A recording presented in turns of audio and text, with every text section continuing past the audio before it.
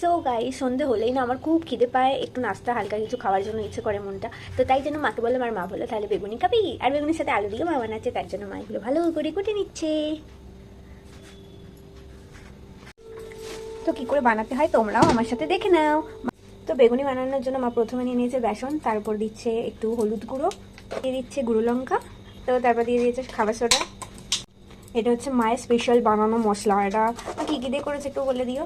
ওই তো জিরে, ধনে, তারপরে পাঁচফোড়ন, তারপরে শুকনো লঙ্কা, তেজপাতা, এলাচ, দালচিনি, গরম মশলা এসব দিয়ে সব পাঁচ মিশিয়ে দিয়ে ভাজা করে গুঁড়ো করে নিয়েছি। আচ্ছা, তো স্পেশাল মশলা মায়ের।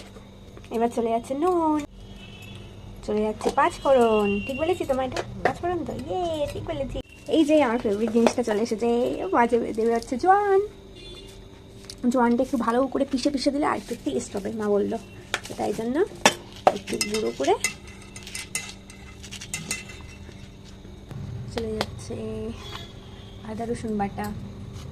এর মধ্যে আরেকটা জিনিস মা অ্যাড করছে, সেটা হচ্ছে পোস্ত।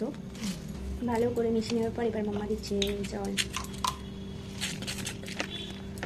সো গাইস, এবার মায়ের মনে পড়েছে হচ্ছে এখানে একটু লঙ্কা দিতে হবে, কাঁচা লঙ্কা। কাঁচা লঙ্কা দিলে আরও স্বাদ বেড়ে যাবে, তাই জন্য কাঁচা লঙ্কা কুচি দিচ্ছে। আর আমি এরকমভাবে, তো আমাদের ব্যাটার রেডি।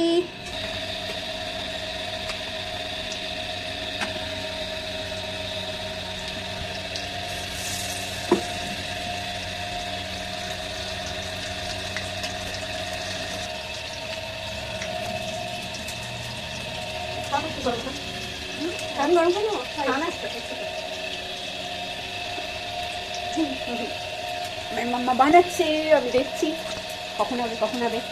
খিদে পেয়েছে, ভালো খাবার দিলে আমার এত খিদে পেয়ে যায়।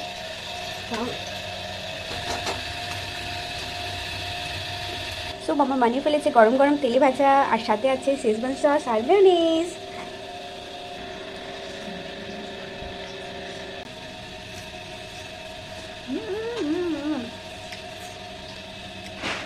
বানিয়েছে কত হয়েছে।